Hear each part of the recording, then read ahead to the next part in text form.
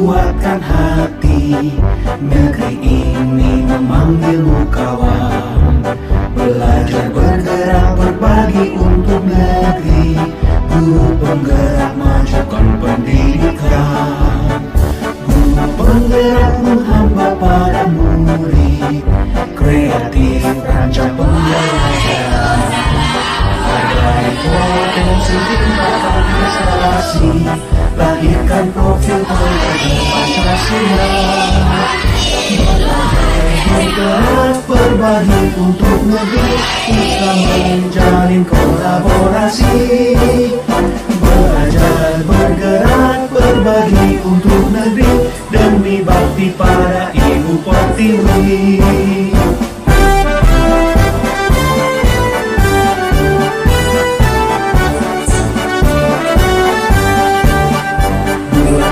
Tekad kuatkan hati, negeri ini memanggilmu kawan. Belajar bergerak berbagi untuk negeri, guru penggerak majukan pendidikan. Guru penggerak menghamba pada murid, kreatif rancang pembelajaran. Hargai potensi, tingkatkan prestasi, lahirkan profil pelajar Pancasila. Belajar bergerak berbagi untuk negeri, kita menjalin kolaborasi. Belajar bergerak berbagi untuk negeri, demi bakti pada Ibu Pertiwi. Belajar bergerak berbagi untuk negeri, kita menjalin kolaborasi. Belajar bergerak berbagi untuk negeri, demi bakti pada Ibu Pertiwi. Demi bakti pada Ibu Pertiwi.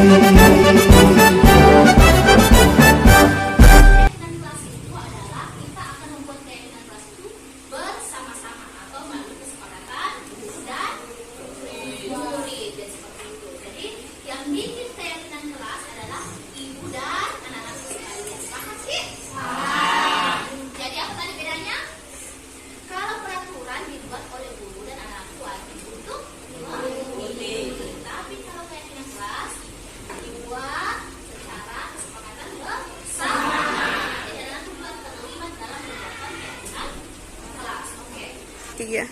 Nah, jadi di tangan ibu sudah ada sticky note. Nah, anak-anakku di sini akan ibu berikan satu persatu untuk kalian isi. Masing-masing satu orang buat satu peraturan. Tidak usah lebih dari satu saja. Nah, kira-kira siapa yang bisa memberikan kalimat peraturan? Contohnya apa?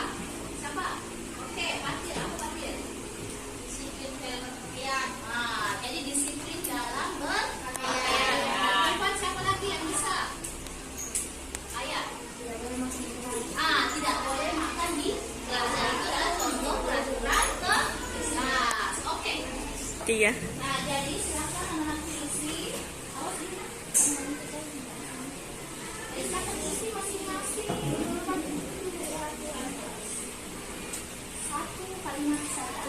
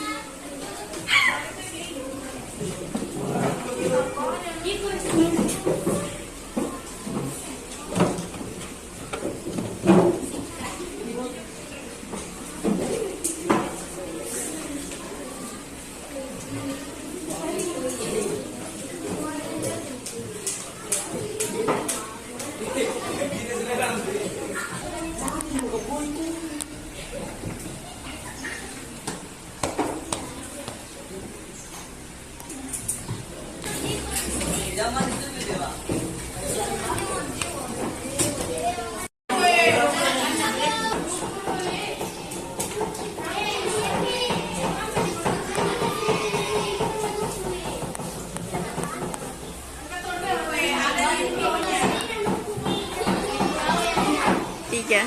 Nah, jadi anak-anakku sudah membuat peraturan kelas. Nah, di sini peraturan kelasnya di sini pasti ada kalimat negatif. Jadi kita mau ubah ke kalimat positif. Nah, kita baca dulu yang pertama. Tidak merusak fasilitas kelas. Nah, kira-kira ini masuk kalimat positif atau kalimat negatif? Positif. Kalau ada kata tidak berarti tidak. Berarti kalimat negatif. Karena kita mau ubah ke kalimat positif. Kira-kira isi kalimatnya bagaimana? Jaga fasilitas kelas. Iya, betul sekali. Ini yang pertama.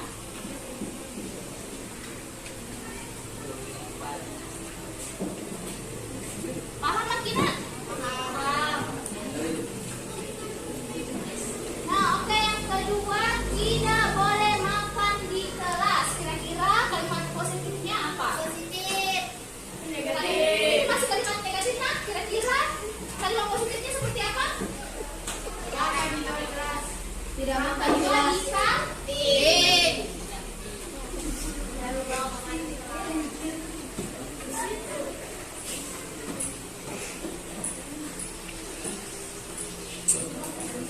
Nah, selanjutnya tidak boleh main di dalam kelas. Apa kalimat positif? Main di depan.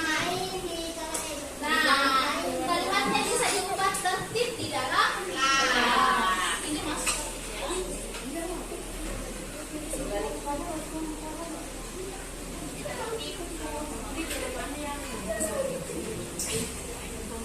Nah, selanjutnya tidak boleh makan dalam kelas sama.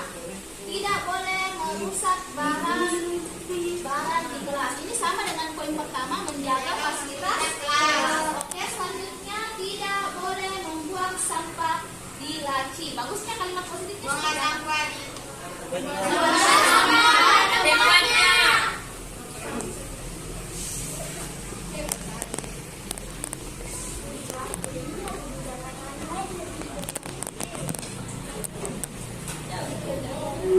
Tiga.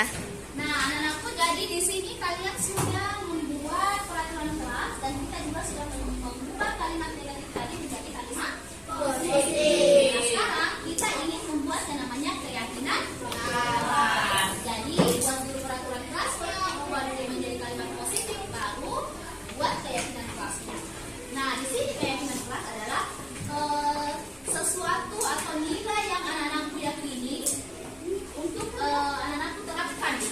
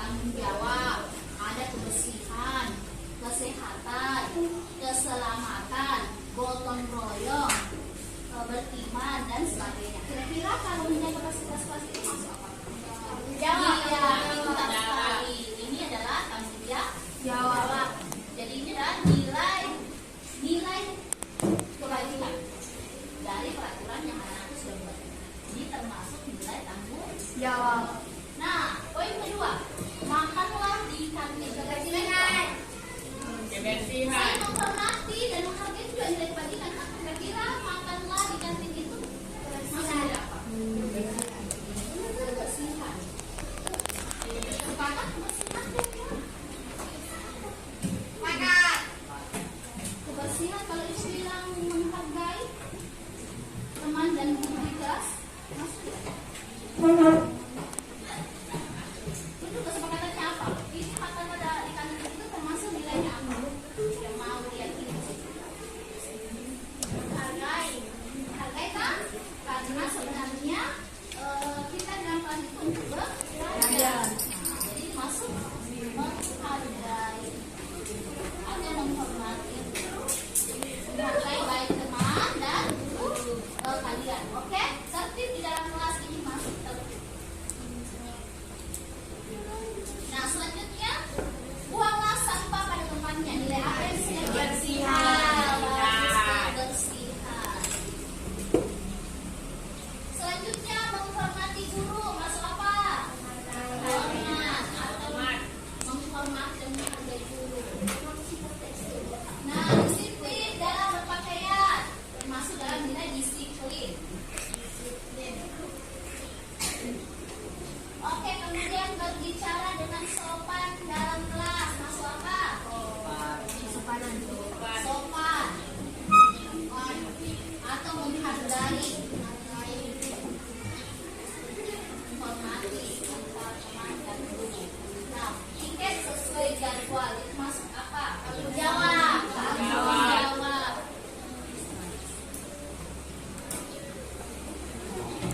Selanjutnya menghargai sesama. Selanjutnya menghargai sesama teman. Jelas ini menghargai, saling menghargai atau menghargai.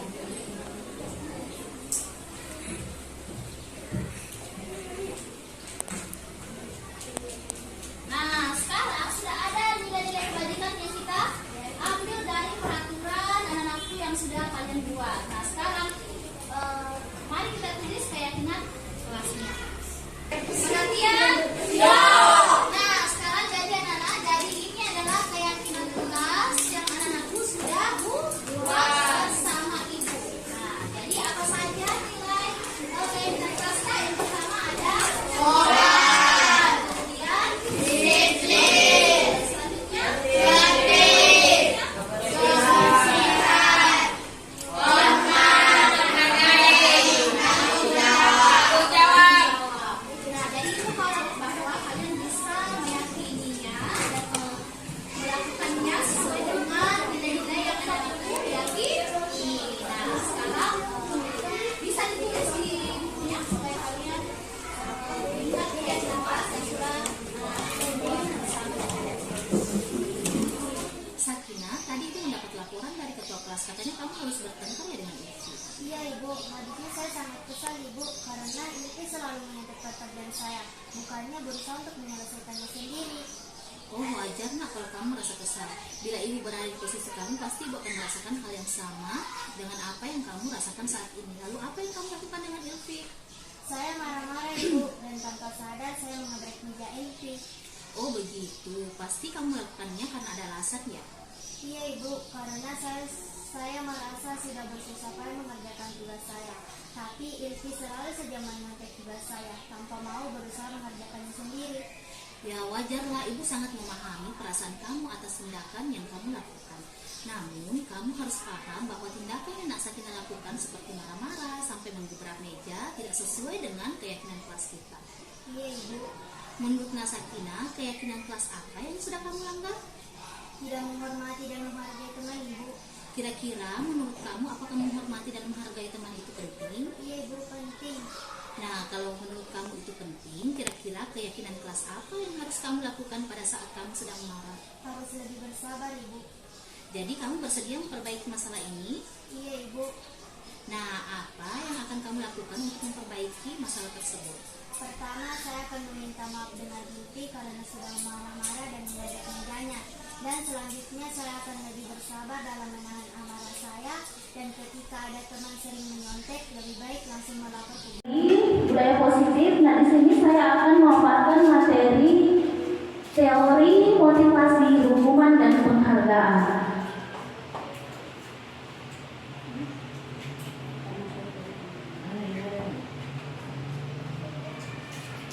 Nah, jadi Bapak Ibu guru, ada 3 motivasi perilaku manusia yang mendasari tindakan atau tingkah laku pada murid kita.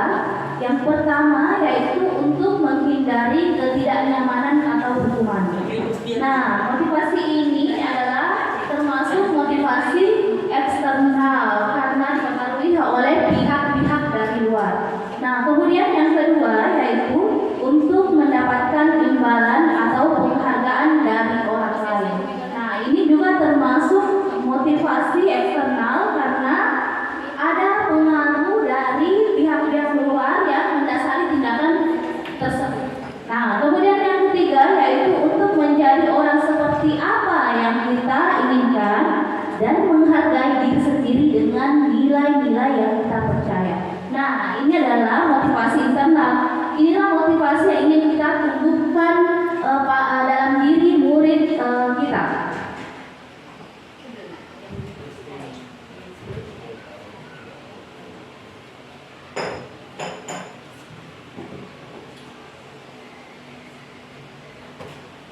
Selanjutnya di sini ada pertanyaan. Bila sekolah Anda tidak ada peraturan yang mengharuskan guru datang tepat waktu dan tidak ada surat teguran bagi guru yang datang terlambat dan tidak ada atasan yang memuji Anda, apakah Anda akan tetap datang tepat waktu untuk mengajar murid-murid Anda?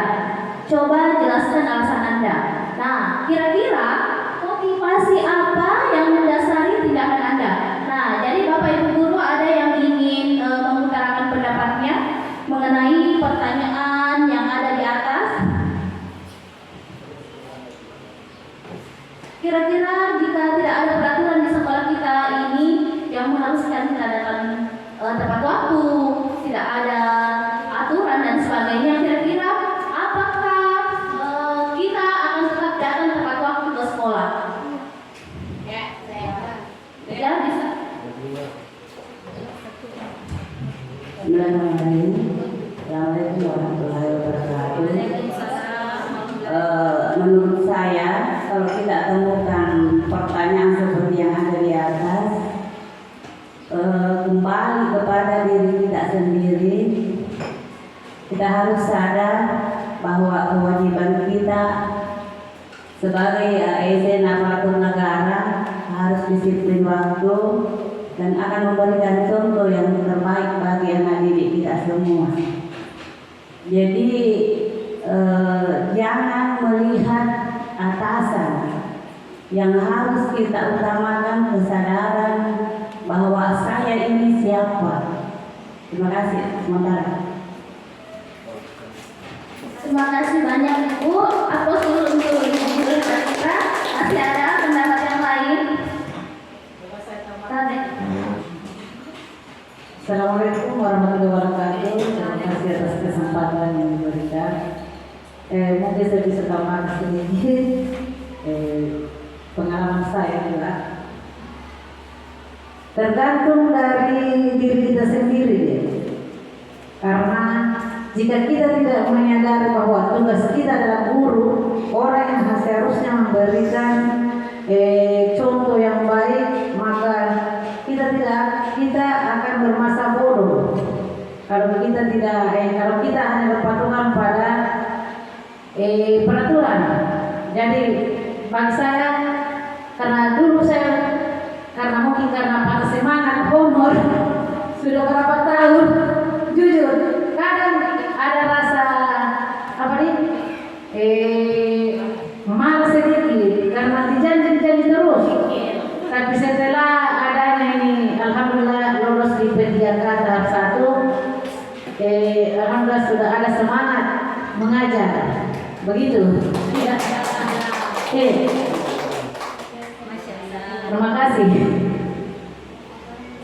Sebelumnya terima kasih Bu. Aku suruh untuk Ibu guru hebat kita. Nah, jadi betul sekali bahwa untuk sebelum kita menciptakan yang namanya motivasi pada murid kita, terlebih dahulu kita harus memunculkan motivasi atau kesadaran dalam diri kita sendiri, sehingga kita bisa menjadi contoh tauladan bagi anak didik kita seperti itu.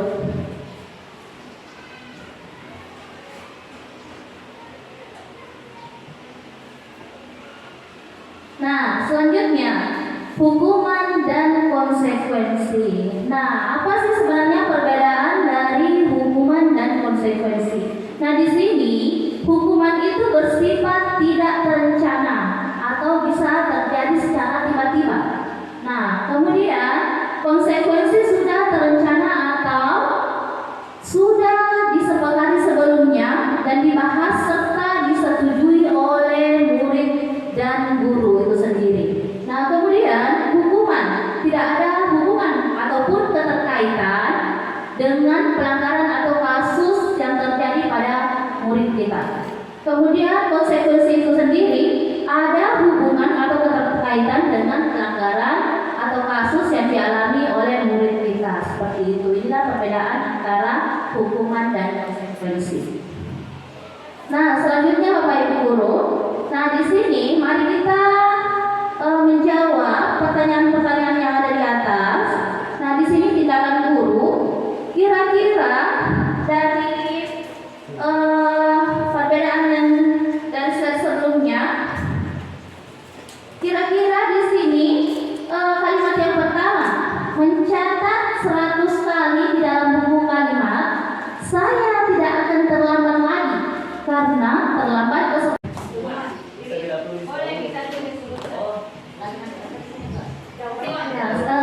silakan diisi kertasnya Bapak Ibu. Kira-kira kalimat yang pertama itu hukuman atau konsekuensi. Kemudian yang kedua bisa dicatat di kertasnya Ibu Bapak. Nah, yang kedua yaitu lari mengelilingi lapangan basket 2 kali karena terlambat hadir di sekolah. Hukuman atau konsekuensi? Nanti kita lihat bersama. Yang jelas kalau Selanjutnya murid diminta untuk push up 15 kali karena tidak menggunakan masker ke sekolah. Ini hukuman atau konsekuensi? Pertama, peringatan. Kedua, hukuman. Dua sih di sini. Iya, antara hukuman atau konsekuensi. Nah, selanjutnya menggantikan kertas tugas teman yang telah dicoret-coret. Masuk hukuman atau konsekuensi? Ya, silakan dicatat di kertasnya Bapak Ibu. Nah, yang selanjutnya bersihkan tumpahan air di meja tulis karena tersenggol pada saat belajar. Yang ketiga itu murid diminta untuk push up 15 kali karena tidak menggunakan masker ke sekolah. Kemudian yang keempat menggantikan kertas tugas teman yang telah dicoret-coret.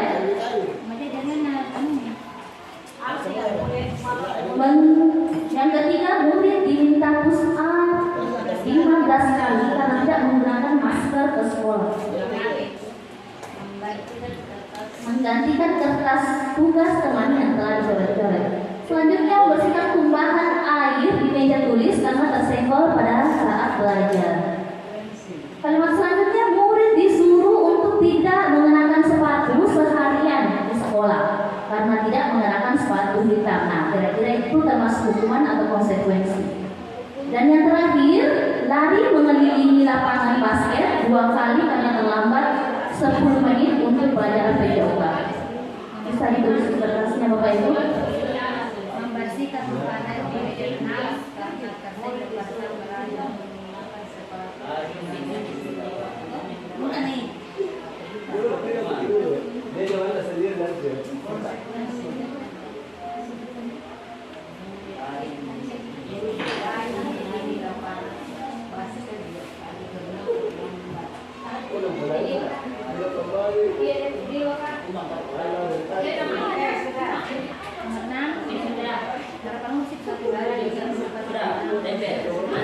Oke, sudah Bapak Ibu.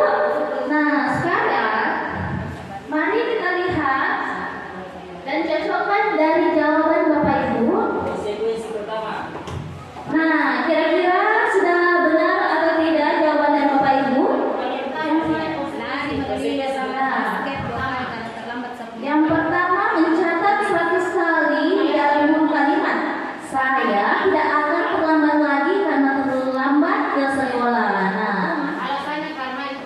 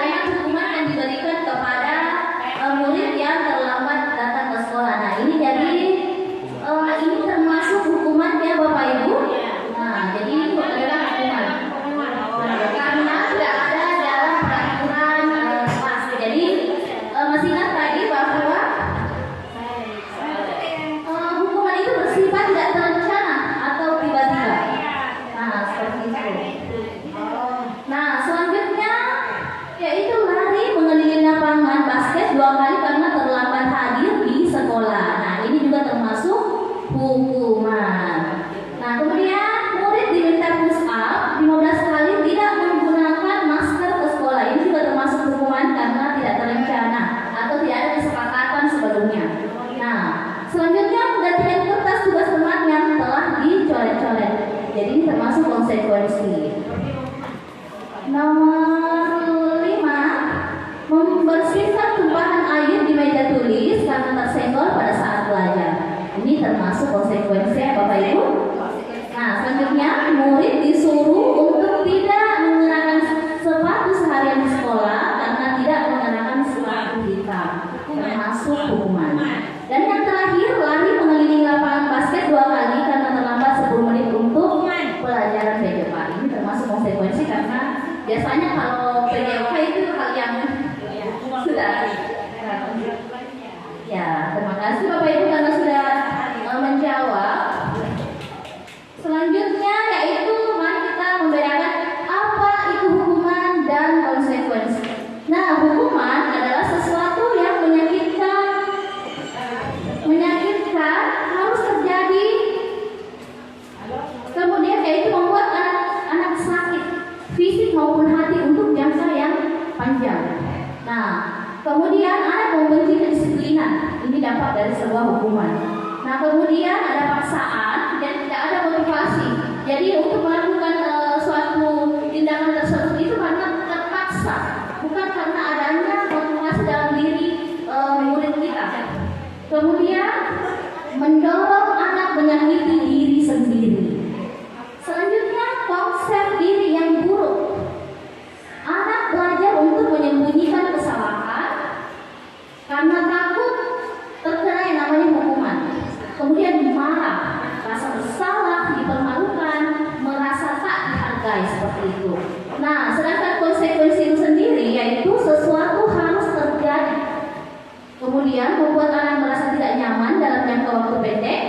Anak menghargai disiplin, stimulus tanggapan, mendorong anak agar mudah menyesuaikan diri, konsep diri yang baik, anak belajar untuk mematuhi peraturan. Pada Bapak Ibu guru hebat, kira-kira ada tidak yang sebelum memulai pembelajaran itu di awal pembelajaran sudah membuat yang namanya kayak kelas atau peraturan?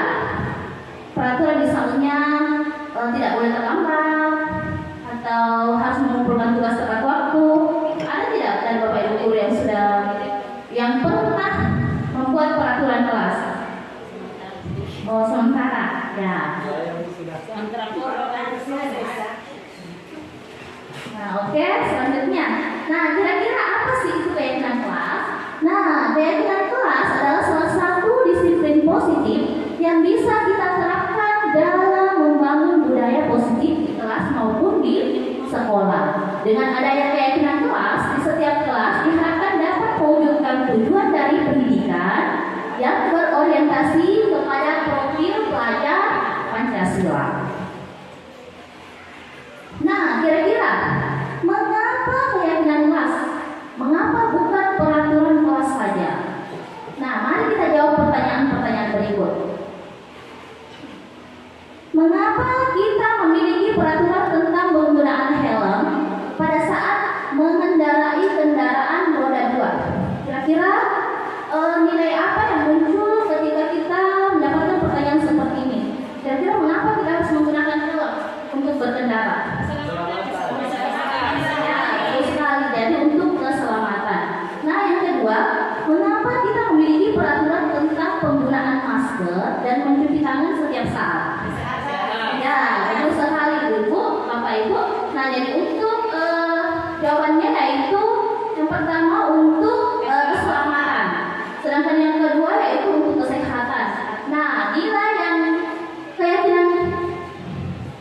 nilai keselamatan atau kesehatan inilah yang kita sebut sebagai suatu keyakinan, yaitu nilai-nilai kebaikan universal yang disepakati secara tersirat dan tersurat lepas dari latar belakang suku, negara, bahasa maupun agama. Seseorang akan lebih tergerak dan bersemangat untuk menjalankan keyakinannya daripada hanya sekedar mengikuti serangkaian peraturan tertulis tanpa makna. Nah, seperti itulah untuk murid kita. Kenapa harus keyakinan kelas? Karena ketika anak murid kita sudah menyadari bahwa ada nilai yang ingin saya terapkan di sini, maka muncullah motivasi intrinsik dalam diri murid kita tanpa harus adanya dorongan maupun iming-iming maupun hukum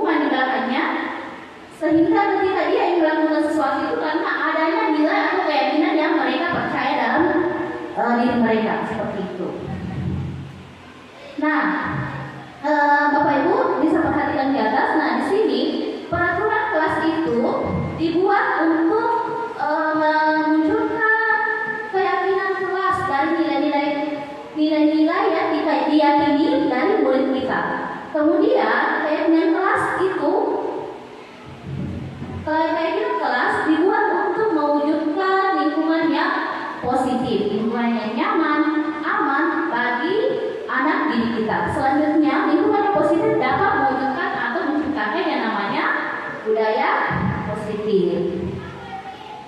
Nah, oke. Adapun karakteristik keyakinan kelas, yang pertama yaitu keyakinan kelas bersifat lebih abstrak daripada peraturan yang lebih rinci dan konkret. Yang kedua, keyakinan kelas berupa pernyataan-pernyataan universal. Yang ketiga yaitu pertanyaan keyakinan kelas senantiasa dibuat dalam bentuk yang positif.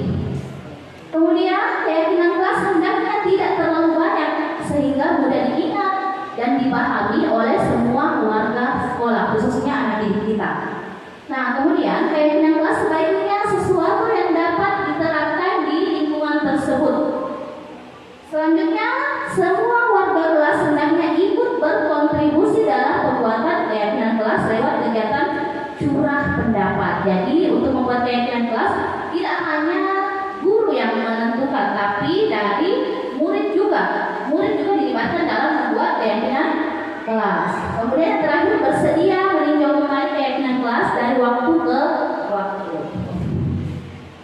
Nah, ini adalah contoh keyakinan kelas yang sudah saya buat di kelas saya. Nah, kemudian contoh peraturan kelas.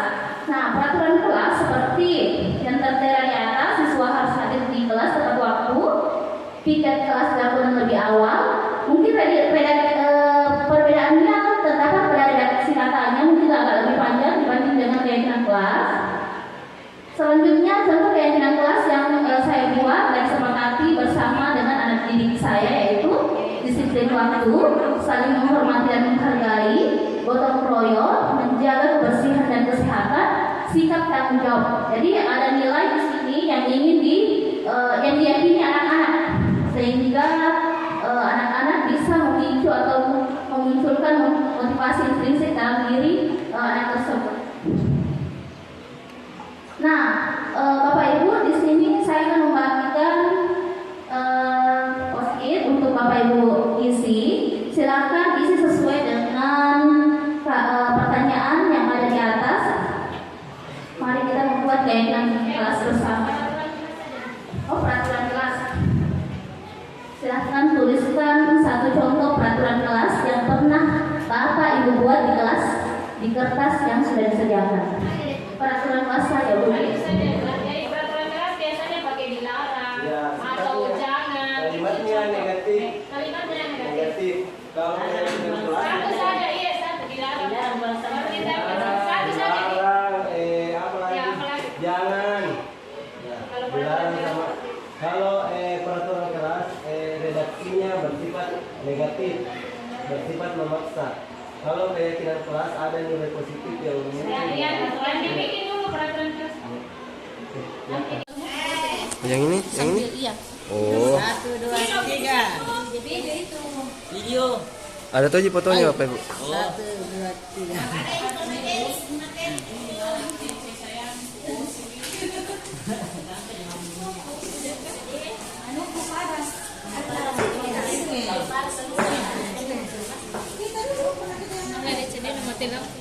Itu berdoa aja.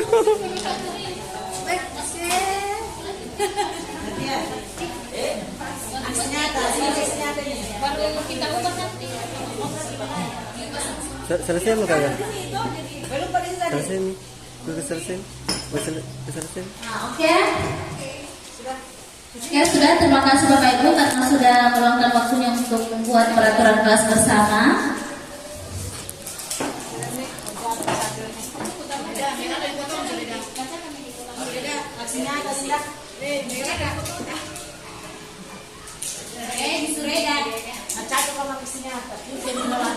Nah, jadi ini adalah peraturan kelas yang kita sudah buat bersama, Bapak Ibu guru. Nah, di sini yang pertama yaitu jangan buang sampah sembarangan tempat. Nah, kira-kira ini kita mau ubah menjadi keyakinan kelas. Sebelum kita ubah dulu kalimatnya menjadi kalimat yang positif. Nah, jangan buang sampah sembarangan tempat. Nah, kira-kira ini termasuk kalimat positif atau bukan? Negatif. Jangan membuang sampah sembarangan. Negatif, negatif. Nah, karena ada kata jangan, ini termasuk kalimat negatif. Nah, kira-kira kalimat positifnya apa? Membuat sampah pada tempat. Atau buang sampah pada tempatnya. Nah, seperti itu. Nah, kemudian peraturan kelas yang kedua, dilarang bermain di dalam kelas saat proses belajar berlangsung. Kira-kira positif atau negatif Bapak Ibu? Negatif. Kalimatnya? Negatif. Negatif karena ada kata dilarang. Dilarang. Dilarang bermain di dalam kelas saat proses belajar berlangsung.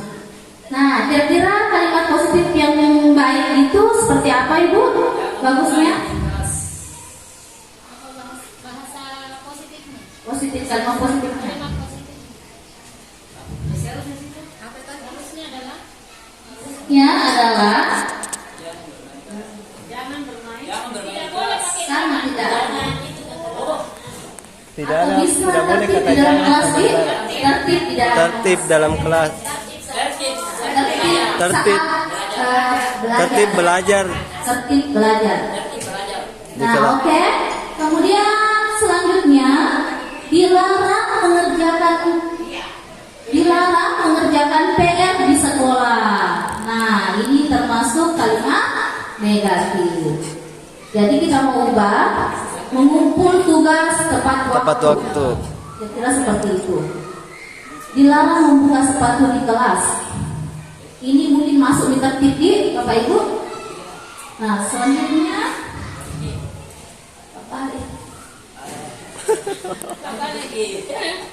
usahakan jam 7.20 siswa sudah hadir di sekolah. Ini mungkin kalimat positifnya hadir tepat Ada tepat waktu. Oke, selanjutnya dilarang makan di dalam kelas sementara proses belajar mengajar berlangsung. Masuk kalimat negatif. Mungkin tertib juga sudah masuk di situ. Ya, oke. Selanjutnya dilarang buang sampah dalam ruang kelas. Ini sama. Bukan dulu, dilarang makan di kelas.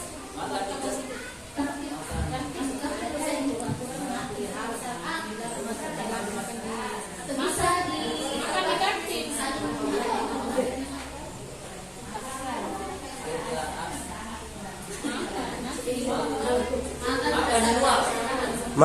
Makan saat jam istirahat. makan di saat jam istirahat.